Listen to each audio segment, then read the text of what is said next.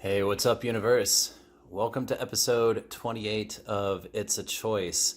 And the title of this episode is going to be Choose Your Values. Now, if you listen to the previous podcast, you know that I kind of ended that one like prefacing that this episode is going to be about a process that we went through in the program that I just ended with at the Journey Within about values. Before I get into that, though, there's a number of things that I kind of want to just go through and just kind of update you on. And I've been thinking about this, and I'm going to totally make a joke. This is going to be a little bit of a longer episode, and yeah, I totally flubbed that joke. It's not even a joke anymore. I was going to say this is going to be a bit of a long one, and that's totally that's what she said thing. That's totally and whatever. Anyway, what I want to update you guys about is that like the day after I published last week's episode, I learned the results of the interviews, right? So last Monday, April 12th, I had a block of 6 hours. I had 5 interviews, and I felt like they pretty much went okay. There was a couple of times, like with a couple of different people that I interviewed with, like 1 or 2 questions where I'm like, all right, I probably didn't answer that the best, like whatever. I could kind of just get a feel that like, maybe, I don't know, that's not definitely not batting 1,000, you know what I mean? Like, so swing and you miss. It happens, whatever. But overall, I felt like it went pretty well. Anyway, last Wednesday, I received the outcome of that, and the client decided to not proceed with my candidacy. So for like the first hour after that, I had some peaks and valleys of emotion. Like definitely felt kind of angry, disappointed, somewhat defeated. That was a little bit in there. The one thing that I noticed is that like these peaks and valleys like didn't last very long. And after an hour, I went outside to mow the lawn, and then I went to the gym. And while I was mowing the lawn, I felt a sense of relief. And I was like, I'm actually kind of glad I'm not going to be doing this IT work, and I'm not going to be on call. It is a bummer because it was going to be some cushy cash. I mean, there's no doubt about it. It was like literally the highest like amount of pay that I would have ever earned. Now, the thing is that one of my friends, and I appreciate it, I'm just going to give a shout out to Naisha. She reminded me, she was like, look, you just need to celebrate that you made it as far as you did in the interview process. Like you were probably one of, maybe 2 to 3 people that they made it that far. And second, you attracted that to you. Like you attracted that dollar amount to you. She's like, so just get excited about what's coming next. I'm like, that's absolutely correct. That's very true. So I appreciate that. So anyway, I was thinking about all of that and just kind of like felt relief. I felt really good about it. I still feel actually really good about it. So what I ended up doing is that the client asked me to work another 100 hours. They're like, we'll extend your contract for 100 hours through July 15th. So like 100 hours over 3 months. And I told the company that I'm contracted through, I was like, I'm going to take some time and think about it. I replied to them the following day after sleeping on it and thinking about it. And I was like, you know what? Like, this is not a response. This is not a negative response to the outcome of the interview. I was like, but I'm going to have to respectfully decline the offer and just go with and just kind of go our separate ways. And they're like, do you want to just stay on for 2 weeks to like close out any open items? And I'm like, there aren't any open items that I'm aware of. And no, I would actually like to disengage like immediately. And again, I really do have to stress, it is not a negative response to the outcome. What it is that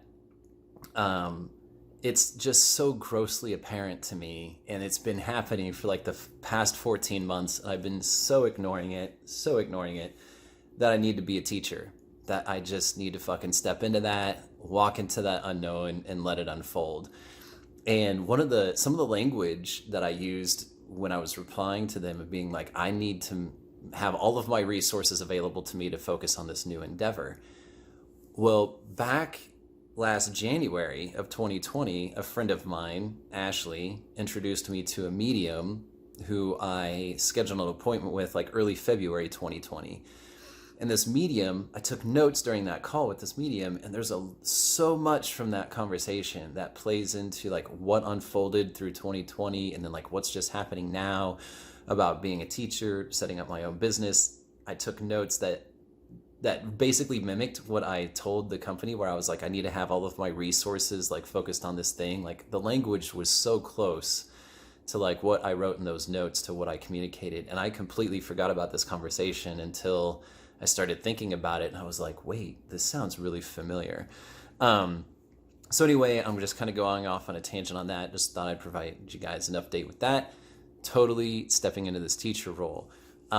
So I've been, at the beginning of the year, I was developing a program for children and teens. I'm still working on that. And then the other day I started working on a program that's just kind of like for everybody. And actually right before I started doing this podcast, like literally like minutes before I started recording this, I was thinking, you know, what I really kind of want to do, what I think would be really fun is to work with like high income families.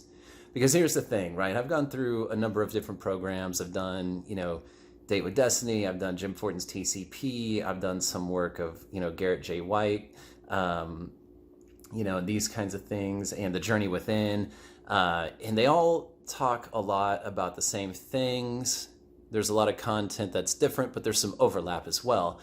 And one thing I've noticed, and, you know, they talk about this, you know, in TCP, they talk about it in Date with Destiny or other Tony programs. They talk about it in The Journey Within. Individuals that go through self-development, and the individuals that do know this because they've experienced it, when they go back to like their reality or back into their relationships or whatever, like those people have changed. Those people have certainly changed.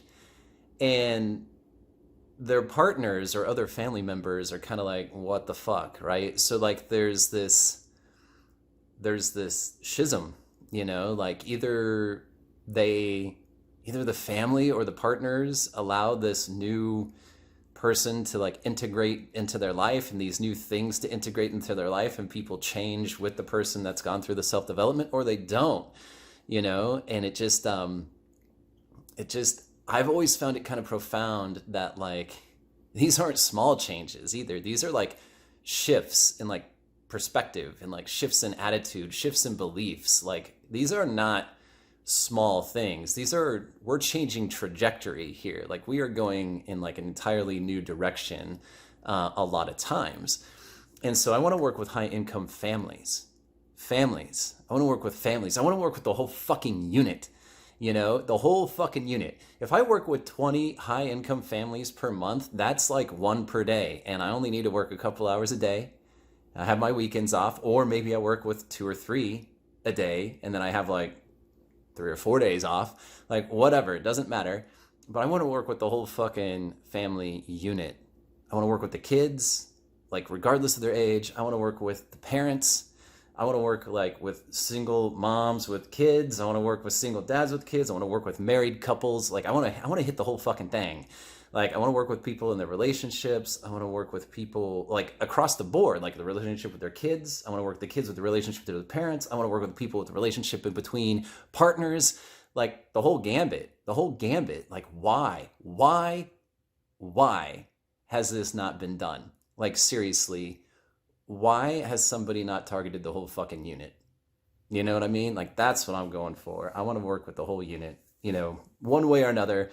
So I'm going to be working on a multi-pronged approach, different avenues to like just go out and start teaching, be it just to kids, just to individuals, or like whole family units. Like I'm going to like hit it all. You know what I mean? Like I'm just going to go for it. So I don't have anything like right now to say, hey, go to this link, like sign up, like whatever, but I am absolutely putting it out there intentionally to the universe. It's grossly obvious the universe has been like, you need to fucking teach. So I'm doing it. I'm just putting it out there. I'm doing it. All right. That was 10 minutes of me like rambling about stuff that was absolutely not related to what this podcast was about. So let's get into it. I'll note this in the description. Hey, if you want to get to the actual meat, start at 10 minutes. One more thing, I totally updated the descriptions on Anchor, which should trickle out to the other, you know, different platforms, and then also YouTube. I've uploaded all of these episodes onto YouTube. So if you actually want to watch me talk to you, you can go to the YouTube channel. The link in the descriptions to the YouTube, to the episode, to the episode on YouTube are in the description, and then vice versa. Like they link back and forth to each other. So you can go to YouTube and find the link to Anchor and all that kind of stuff. Anyway, so there's that. So to get into these values, to get into the practical side of this episode, both TCP and Date with Destiny like work on people's values, right? And they approach it a little bit differently. More or less though, the first thing that it's about is like, what do you value? Now, Jim goes about it totally different than Tony does. And since I'm freshly involved from the Journey Within, which was largely based off Date with Destiny, which is a Tony Robbins program, we're going to kind of go that angle with it, and I'll kind of talk about some of the similarities. So the first thing, and I've got notes, so I'm going to like totally go off of this stuff, and I'll give you practical examples of like my values and how it worked for me. And these are all like what I just did at the Journey Within. So the first thing that I just want to mention is that just to kind of put this out there as far as a level of awareness, the 6 human needs, right? So Tony talks about the 6 human needs. I don't really believe that this is spoken about in like TCP. So anyway, the 6 human needs are certainty, which is basically the assurance that you can avoid pain and gain pleasure. Then there's number 2 is uncertainty or variety, the need for the unknown, the need for change, the need for new stimuli. That's me. Number 3, significance, feeling unique, feeling important, feeling special, feeling needed. Then number 4 is connection and love, right? A strong feeling of closeness or union with somebody or something. And then the last 2 are typically referred to as like spiritual needs, even though they're human needs, right? So you've got growth, which is an expansion of capacity or capability or understanding. That's number 5. And then number 6 is contribution, is a spiritual need, a sense of service or serving somebody, a focus on helping, giving, or supporting others or supporting something. So all of our values kind of one way or another like fill that need, or one or more of those needs, you know. And as a definition, just to kind of like go with that, right? And that's something that's also just kind of interesting. We all, even though we have a dictionary for our languages, we all have our own meaning for the words. We all have our own emotional experiences and attachment to words. So even though there's a dictionary that gives you a definition of what the word means, that's not necessarily what it means to you, right? And that's why it's so important when actually talking to somebody. And this is why in the 4 Agreements, the book, The 4 Agreements, it says don't make assumptions. So when you're having a conversation with somebody, it's always very clear. It's always very like just, I don't know, good, I suppose, or aware to say, what does this mean to you? Like, what does X mean to you? Like, don't assume you know. I mean, a lot of us do. Shit, I do, that's for sure. But like, I'm just saying this as much for you guys as it is for me. Like, to gain clarity on that, like, what does X mean to you? Like, what does joy mean to you? I know what the fucking dictionary says, but what the hell does it mean to you? You know, like, what's your definition? So again, to get back to the topic, like values, right? The whole idea of like, what do values mean? In this particular context for this episode, let's just go ahead and define it like this. Values are emotional experiences that we believe are important to experience or to avoid. So values are emotional experiences. And those emotional experiences are most likely going to fulfill one or more of those 6 human needs. So, and see, another note is basically all of our choices, right, reflect the clarity that we have about our values, you know? Okay. And then one last thing, and this is going to make sense as we get into the practical, actual, like going through this part. All upsets in our life are rule upsets. One of the things that they do at Date with Destiny and in the Journey Within that we didn't do in TCP is defining the rules that we have around the values that we have. So all upsets are rule upsets. And this is going to make more sense, and I'll call it back out as we're going through it. We get upset because someone or something is not fitting into the rules that we have around something that we value, some emotional experience that we want to experience. And I'll give examples of that. All right, so here we go. We're going to get practical now. So some of this, you may want to pause the episode and kind of do this if you choose to, if you want to actually do this exercise. So here's my old toward values. And at Date with Destiny and the Journey Within, Tony does he does two sets of values, right? The toward values, which are things that we want to experience, and then we have our away values, which are things we don't want to experience. In TCP, it's just values in general. And Jim does an excellent job. Values Week is actually a great week. It's good either way you do it. Just kind of the thing I do enjoy about this, though, is it seems to get there's a little bit more clarity. I feel that we kind of get into a different level of awareness, or things that just kind of come to light by doing it through this particular exercise. But Jim does an excellent job. I remember having a great time with that particular week. So I'm not trying to detract one way or another from his program at all. So here we're going to start with the old toward values that I had. So at the beginning of this exercise, while I was at the Journey Within, these are my old toward values. So they have prompts that they ask to help you define what those are, right? So the prompt is, what has been most important to you in the past? And we did maybe 8 to 10 of these values, right? So you just keep asking yourself, you're working with a partner and they ask you, what's been most important to you in the past?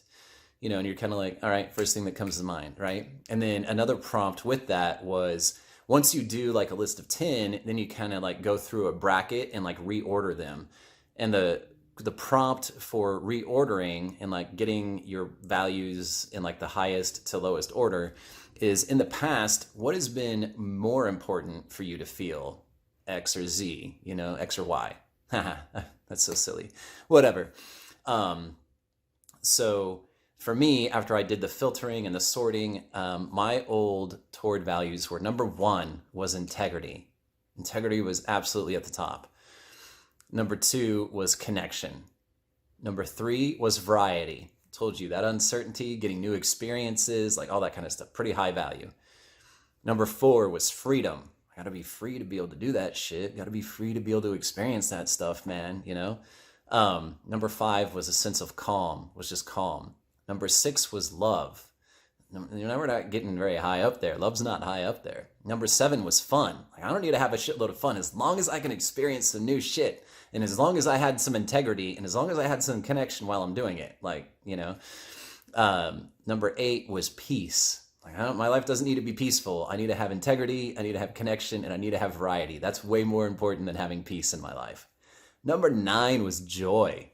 I don't need to be joyful. I don't need to be all that fucking happy. As long as I have integrity, as long as I'm making connection, as long as I have variety, those are my top 3. Yeah. So that was interesting to see that and be damn, that, okay, So regardless, just kind of going through and finding out what you value is illuminating in and of itself. So the next part is finding out the rules that you have to feel those things, right? To experience those emotional experiences, those values.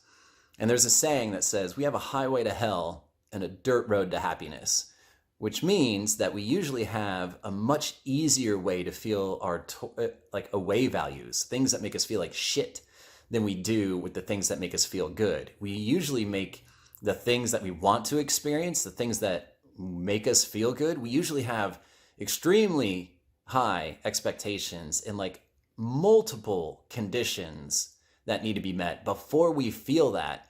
But on the things that make us feel like shit, it's typically one thing that needs to happen. And then that can even cascade.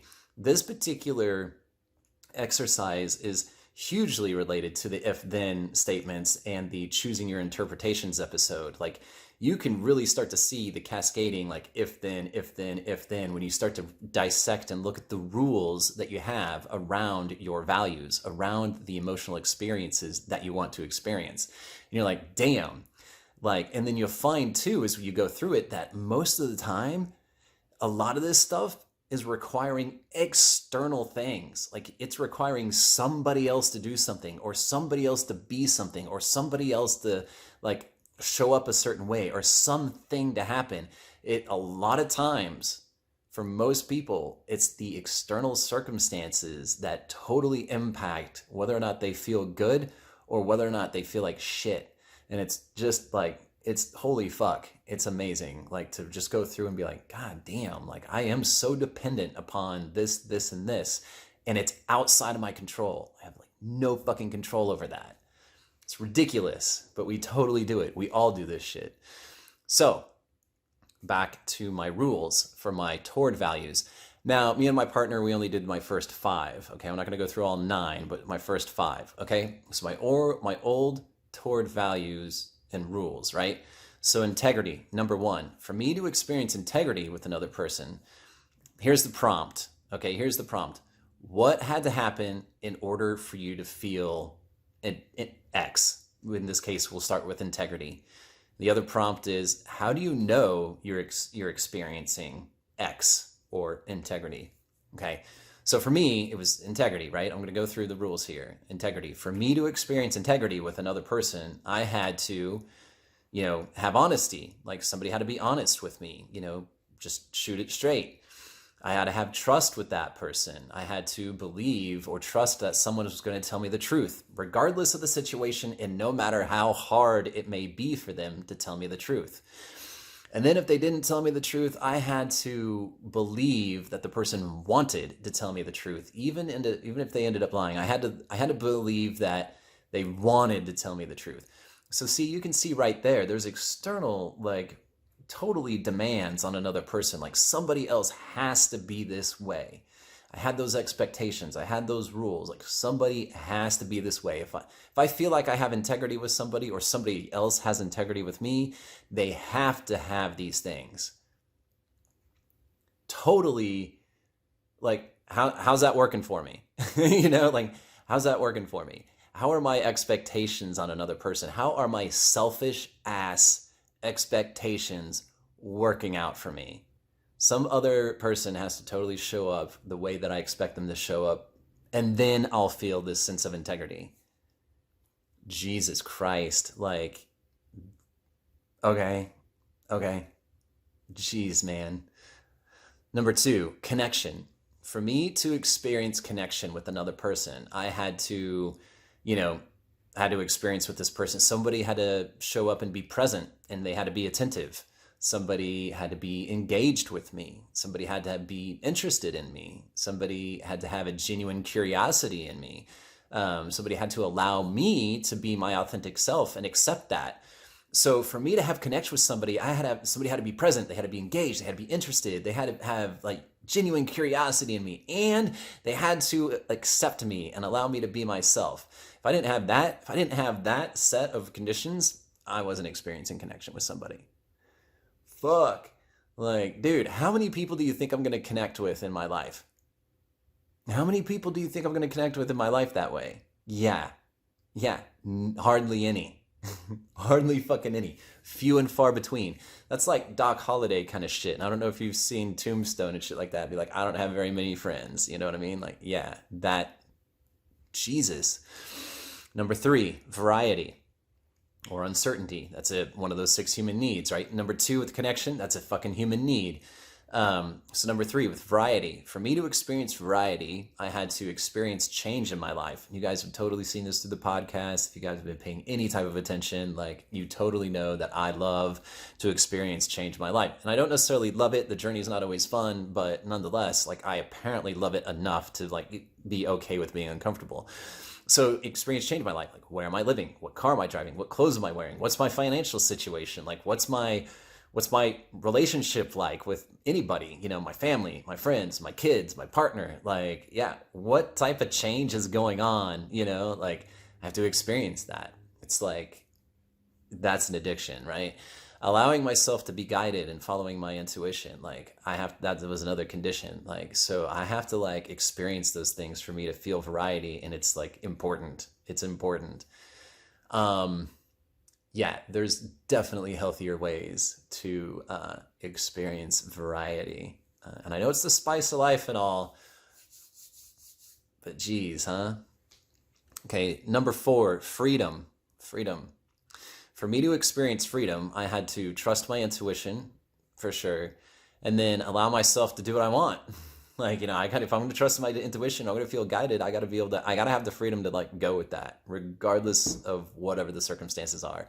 So I have to have the freedom. I have to allow myself to do that. So I have to have the freedom within my relationships, within my friends, my family, my children, my significant other. Like, I mean, as you guys have heard in this podcast, like, it doesn't matter the relationship. Like, I'm going to follow that, and I'm going to totally do that. So that one obviously still struggle with, right? Like, it's the whole point of this fucking podcast is to live an inspired and authentic life. Like, and if that means you got to change shit up, it means you got to change shit up. Only you are going to know what's right for you, like, so, but for me to experience freedom, I had to do that. So I experienced freedom quite a bit. And my youngest son has definitely told me, he's like, you are the definition of freedom to me. All right. So, maybe that one's not horrible, but it has consequences. Fucking consequences, that shit. You gotta be totally willing to pay the price. I've said it before. It's prime example. Prime example. Number 5, with calm. For me to experience calm, people had to follow my fucking rules. People had to follow my fucking rules, man.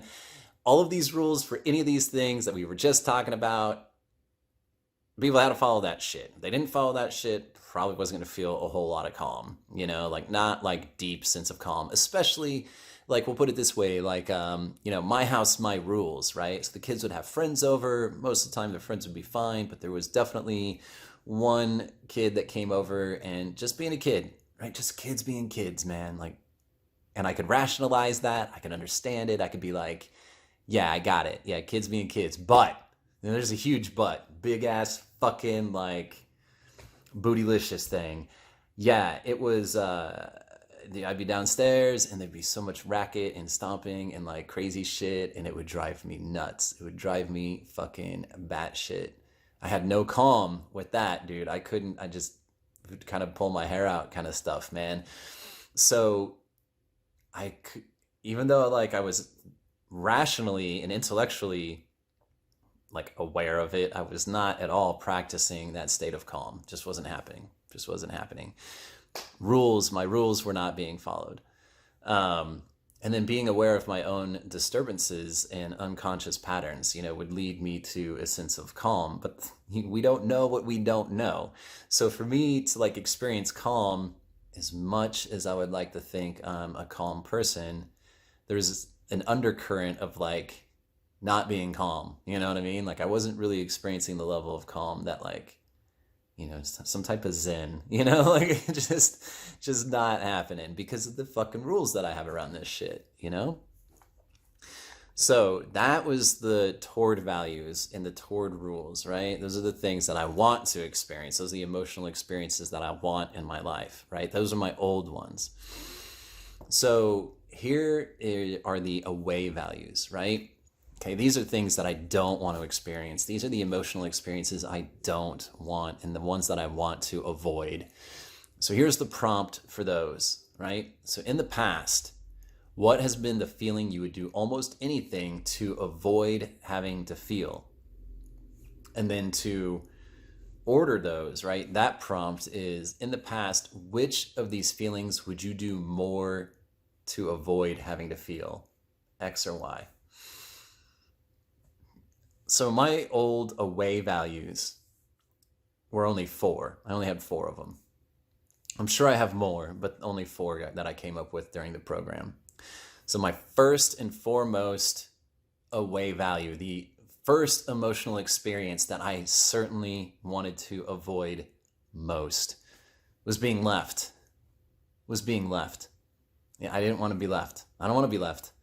Like at least that's definitely what it's like. That's what it was. And I shouldn't even say I don't want to be, because like it's a whole perception thing. But that was my first one, being left. The second away value, the second emotional experience that I didn't want to feel was loss. And I'm not talking about like, I mean, I guess like losing a game and stuff like that, but like losing like people or relationships or just a sense of loss. The third emotional experience or value was pain. I'm not sure how many people like want to feel pain, although we probably wouldn't put it as like our like toward value, like, man, I want to feel pain, but pain can definitely feel comfortable, and pain can definitely be familiar. So I think on a subconscious level, like we definitely choose pain. I think some of us, a lot of us, choose pain because it is familiar. And like we don't necessarily see it that way, but we still choose it, and it's still, whatever we choose is causing us pain. Anyway, that's a whole nother topic, but mine was like, I don't want to experience pain, right? The fourth one was judgment. I don't want to experience the emotional experience of judgment, right? So here are my rules around that. Here's my highway to hell, right? So the prompt to figure out the rules was, what had to happen in order for you to feel X? And how do you know you're experiencing X? So as an example, what had to happen in order for me to feel being left? And how did I know I was experiencing being left, right? So here's the rules for being left, right? So someone had to choose someone or something over me, regardless of the relationship. Friendships, family, especially like significant other relationships, like my partners and things like that. When I definitely remember that when I was young, one of my best friends that, I was down in Texas at the beginning of the year with Glenn. Glenn lived like basically right across the street from me. He'd leave my house like on purpose to like go home. You're like, dude, I'm out. Like, I'm just leaving. And like, I couldn't necessarily go over to his house. Like, I just remember times when like I couldn't leave, but he could come over. And he would leave, and I would be like, what the fuck? Like, why are you leaving? And I definitely felt like there was just times that he just did it because he knew like it was fucking with me, And you could chalk it up and be like, man, kids are such assholes and like all that stuff. And yeah, man, like, kids can be, but like, that's really on me. Like, especially at this stage in my life, to like look at it and be like, dude, like I'm still holding on to that, like, or something. But anyway, like any one of those types of things, like it's regardless of what it is, like those are external things. Those are things outside of my control. I can't control like what my kids are going to do, or what Glenn is going to do, or what my significant other is going to do, or like, what my parents or, my family is going to do. I can't fucking control anything on the outside of me. So if somebody wants to choose something else and it's good for them, like, bam, like whatever it is, like, or the other rule was death. Like nobody's going to choose when they die. Well, I mean, that's not necessarily true, but like, you know what I mean? Like when my dad died, like he slowly killed himself. You know what I mean? Like he definitely wasn't taking care of himself, but like death is, like that being left, you know what I mean? Like, so it's somebody else. It's still external. It's still outside of my control. It's outside of my control. So any one of those things, was just so easy to feel being left. Like, and it's also up to my interpretation. Like, what am I making it mean? Like when somebody chooses something, like it could be anything. I could go all sorts of ways with that and create all sorts of stories and interpretations. So being left could be really easy to feel if I let it, And so it was like, all right, external shit that I can't fucking control. So number 2 with loss, again, death comes up, again, somebody leaving me, somebody withdrawing, even if I'm still in the relationship, regardless of what relationship it is, if they're withdrawing, if they're not communicating with me, if they're not being present. And so you could see where multiple things show up for multiple things, like emotional experiences. I should say the same thing shows up for multiple emotional experiences or values that I don't want to experience. So somebody leaving me can cause me to feel loss and being left, which are like, it's just this like double whammy, right? So the highway to hell of like, misery loves company. Stack, stack, stack. One fucking thing that I can't fucking control all of a sudden flicks on like this fucking trigger, this fucking trigger, this fucking trigger, this fucking trigger. And now I'm feeling this, I'm experiencing this emotion, this emotion, this emotion, this emotion because of one fucking thing. Because somebody fast tracked it on the highway to hell, and not somebody, because I set up the conditions for this one fucking thing to like be the grand fucking champion thing that needed to happen on this pinball machine. Like, bam, like it's the rules that I had set up. So the third one was pain. So like judgment from somebody that I actually give a shit about. Most of the time I don't care. Like if it's somebody external, like somebody that I don't like even know, like judge me all you want, but somebody I actually give a shit about, like that's a different thing. That can cause pain, right? Ridicule from people I care about. Lack of acceptance from people I care about, like being made fun of. And that could actually be from like people that I actually don't care about. Feeling inadequate is actually a big one. That causes me pain. Lack of skill, lack of knowledge, financial situation, like definitely things around my finances can definitely make me feel inadequate, and that can cause me pain. Or at least that was a point, right? And then being dismissed by somebody that I'm trying to communicate with. If somebody is like giving me dismissive behavior and I'm like trying to have a serious conversation, that caused pain. So again, all of those, every single fucking one of them is external.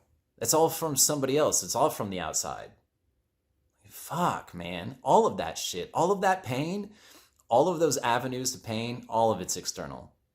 All of that's external. The outside world has to match what I'm fucking looking for, or else I feel pain. So it goes back to that whole thing. Like all upsets in our life are rule upsets. It's because we have rules around things that we want to experience. And when those rules aren't met, when those conditions aren't met, we get upset. Like, fuck, man. So if we're unaware of what fucking rules we have, like we're probably going to be walking around like kind of fucked up or pissed off or like whatever, like for a while. I mean, like that just reminds me of like the breakthrough I had around, women, and the breakthrough I had in March TCP last year, where it was like, fuck, I had these rules based upon a story that I had no idea even existed. And until I became aware of those things, like then that radically shifted in a moment. Like that. It was night and day after that realization. After that came into my awareness, life fucking changed. So the fourth thing was judgment, right? So people disagreeing with my actions, primarily my family, friends or authority figures, people that I respect, feeling aggressive energy from other people, just judgment from strangers, that can happen to me. Like again, all external. Every single fucking one of those external. I have no control over any of those. None of them. So not only are there multiple easy ways to like trigger those things, and some of those triggers are the same between multiple emotional experiences. So if one thing happens, I'll feel multiple shitty things, and they're outside of my fucking control. So the world's gonna like kick my ass a lot of the time. Like, fucking what the hell? And I set up the game that way. Be like, dude, it's going to be kind of hard for me to feel connection. It's going to be kind of hard for me to feel calm, but like feeling loss and feeling pain and like feelings being left, like super easy. No problem. Outside of my control, one person has to do one fucking thing, or I have to interpret it as one fucking thing. And then like life goes to shit. What the fuck, man? That's silly. That is silly. So what we do then is we rewrite this. We rewrite these things, right? Now that we're aware of like how that kind of works, like what the mechanism is for that, and like how we can start to see how we have these rules, what values we have. Great thing about this stuff, we can change all that shit. It's just a fucking program, right? It's just a fucking program. It's a set of conditions. It's fucking everything that we've made up. We have made that shit up. All right, let's make up some new shit. Let's totally make up some brand new shit. Let's throw all that crap out and let's bring in some new shit. Shit we fucking consciously chose. Shit we fucking chose, man. A lot of that time, stuff we just somehow got programmed into our brain. But now we can choose that shit. Right? So, for the toward values, they wanted us to do like 10 at the journey within. So 10 toward values and 10 away values.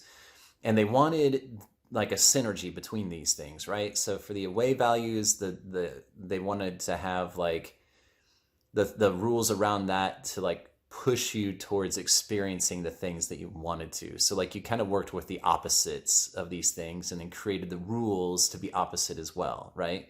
And there's certain language that they used with this, okay? So here are my new toward values and my new rules, right? Okay, so when you redo these, you make your new toward values, the emotional experiences that you do want to experience, easy. You make them easy to experience. And then you make your away values, the things you don't want to experience, you make those fucking hard. You make those hard to experience. All right. So with the new values, joy. Remember, joy was on the fucking bottom. It was on the bottom. It was number 9 on my old fucking values. It was 9 on the bottom, barely even on the list. This is my number 1 fucking value. So here's how I experience joy. And it says, here's how you write out the new value, right? So the language is, I experience joy anytime and then you just put in these rules. Anytime I do any one of these things, all I have to do is one of these things and I experience joy. So my new rules for experiencing joy is remembering to let go. Just let it fucking go. If I can remember to let go, I experience joy. Bam. That's joyful. Letting go, that's joyful, man. Remembering to trust. You're like, man, you know what? Like I might be, anxious about something. I might be like getting to some fear. Just be like, you know what? Just let it go. Just trust. Let it go is number 1. It's easy. Not easy, but it's like, let it go. But if I can remember to trust too, be like, just trust, man. Like just trust. All right, cool. That's joyful. Remembering to surrender. Just be like, all right, man. All right. Just let it happen. Just let it fucking happen. Just let it happen. That's joyful. There's a joy. Just because it brings me into the present, it brings me into the now, Remembering that all things, every fucking thing, all things work for the greater good. There is absolutely nothing wrong or quote unquote bad in the world. There's just not. There's just not. And there's absolutely things that we don't agree with or things like all of that. But that all comes from our interpretations and conditioning. The universe is nothing but love. All things work for the greater good. If I can remember that, that's joyful, man. Remembering that love and fear are the only 2 places that our choices come from. We either are choosing because we're acting out of love, or we're choosing something because we're fucking scared. Love and fear are the only 2 places we can operate from. And if I can remember that, like, man, all right, that's pretty joyful. You know what I mean? Like, all right. Second one is excitement. I experience excitement anytime I remember that the now is all we have. The now is the only thing that's real. If I can remember that, that gets me excited. Every fucking moment I can choose to be excited because we're never in the same river twice. Every single moment is unique. Even if I'm experiencing the same thing over again, like, have you ever had sex that's been the same? Seriously, have you ever had sex that's ever been the same? Have you ever masturbated the same way twice? Now, you might have had the same outcome in a way. You might have orgasmed and all that, but it's a different masturbation than the one you did yesterday or a week ago. right? Have you ever eaten the same fucking food and had it be exactly the same? No. No. You might go to a restaurant that's really fucking good and they might have something that you order from that menu because it's very consistent, but it is a different fucking meal every fucking time. It's just how it is. Because there's going to be one of those times when you go there and it's not fucking good. It happens. It will fucking happen. And even if it doesn't happen and it's still good, it's not the same fucking meal. It's just not. So that's exciting. That's exciting. It's the adventure. So anytime I can just remember that now is the only thing that's real. And to remember that I choose what pertains to me, what I entangle myself with. That's exciting. I have that type of authority. I get to choose what pertains to me. Fuck, that's exciting. That's freedom, which is a value I had, right? Freedom.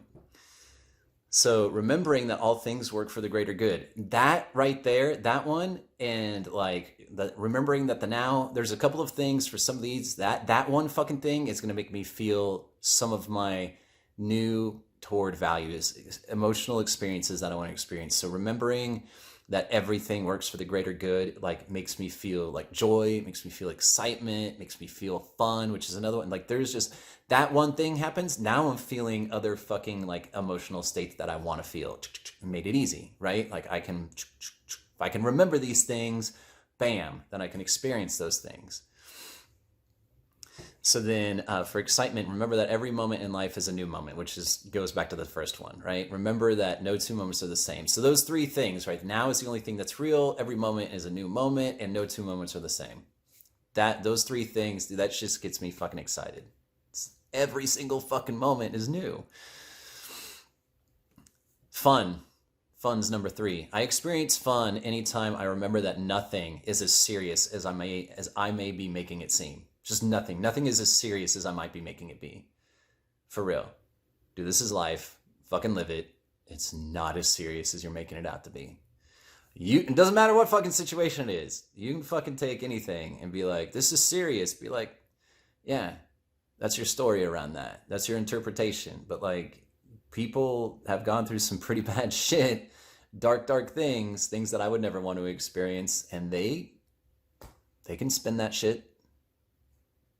So it's just not as serious. I'm going to die someday. And when I look back, it's just not going to be worth all the fucking energy that I put in towards it to make it as serious as I was making it be. You know what I mean? Remember that all things work for the greater good, right? Remember that love and fear are the only two places. That's another one. Remembering that everything works for the greater good and that love and fear are the only two places that we can choose from. Those two things, I feel a lot of my toward values. Remember that life is too short to suffer. It's simply too short to suffer. Like, just Jesus Christ. Like, stop suffering. Stop doing that to yourself. Remember that I'm free to choose what I want to experience. That's fun. Dude, I'm in control of that shit. I can choose what I want to experience. What do I want to experience? Let's have some fun. Let's have some fun. Vitality. Experience vitality anytime that I wake up. If I'm alive, I have some level of vitality. You know what I mean? If I take care of my health through exercise or eating live foods or breath work or biohacking, that kind of stuff, that stuff takes care of my vehicle, right? My body. Remember that all things work for the greater good. Bam. Get rest and listen to my body, because I definitely feel like rest is a really big thing. And remember, I'm not my body. I'm not my body. I love my body. I think I'm an attractive dude. Like, I look at myself in the mirror and I'm like, man, I look good. I look good because I take care of myself. It makes me feel vibrant and vital. But I'm not my fucking body. That body is not me. It's not me. It's not me. My body changes. And just because my body changes doesn't mean that my core self, my essence, that hasn't changed. I am not my fucking body. So you get the idea, right? So I'm not going to go through the rest of them, but you get the idea. I experienced something, and then you just create rules around it, and you make them super fucking easy. So let's go into the other ones, because I'm not going to go through all 10, because I've been talking a long fucking time. It's going on an hour. It's going on 50 minutes about. So anyway, let's do the away rules and values, right? So there's language about this too.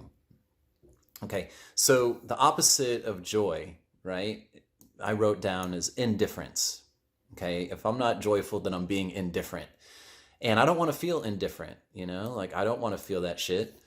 So, how to make the rules about feeling indifference difficult, right? I made the rules for feeling joy pretty fucking easy. Now I got to make the rules for feeling indifference difficult and push me towards feeling joy. Okay, that's the whole idea, is that like the rules not only make it difficult to feel indifference, but push me towards the values that I do want to feel, towards the experiences that I do want to have. Okay, so the language is basically like consistent, inappropriate indifference, right? And language is only if I were to consistently believe, and that's going to be like the main theme, only if I were to consistently believe that something or someone is not connected to me, instead of remembering that we are all one, that we are all connected. So for me to feel indifference, I would have to consistently believe that someone or something is not connected to me. I mean, I can have a blip and be like, and kind of forget and kind of be like, oh yeah, we're all connected. But I'm not going to punish myself. I'm not going to identify with and be like, oh, I'm an indifferent bastard. No, man, just be like, oh yeah, I kind of forgot. And I remembered that we're all connected. So I don't feel indifferent. Now I'm feeling joy because like I remember that we're all one and everything works for the greater good. Like, so there's not even time for that to really happen, for me to be like, to sink down and be like, oh, I feel indifferent. No, dude, like I would have to consistently believe that something or someone is not connected to me. And I would have to consistently not remember that we're all one and that we're all connected. That'd be really hard to do. Like I would have to like absolutely choose that, right? That would be like, I would have to choose that. Misery, right? So like that is the opposite of, it's just easier for me to look at this like, oh, sorry. Indifference is like the opposite of excitement. I got a little mixed up there. Joy and misery, right?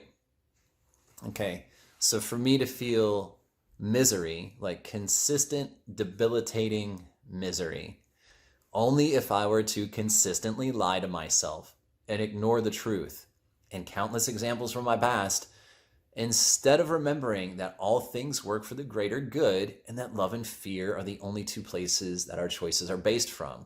Like if I can remember that, like I'm not gonna experience misery. I would have to consistently lie to myself and be like, not everything works for the greatest good, or no, there's more than just love and fear that we can come from. Like I would have to lie to myself and just kind of be like, for me to feel misery, So the next one is like, fun, right? So to be boring or to take things too seriously.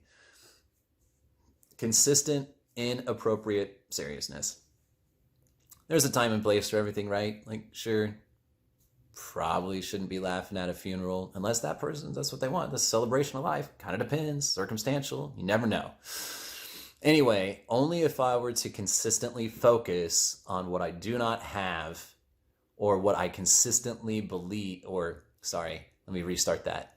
To feel boring or too serious, only if I were to consistently focus on what I do not have, or when I consistently believe that something is happening to me instead of remembering the truth that all things work for the greater good and that all things happen for me.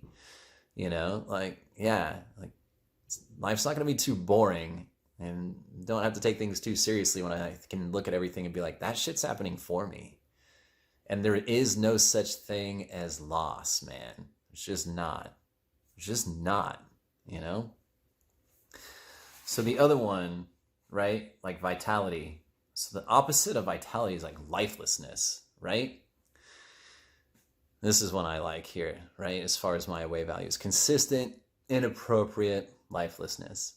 Only if I were to consistently identify and attach myself to my body, or if I consistently did not take care of my body, instead of remembering that I'm a soul and remembering to take care of my body, the vehicle for my soul.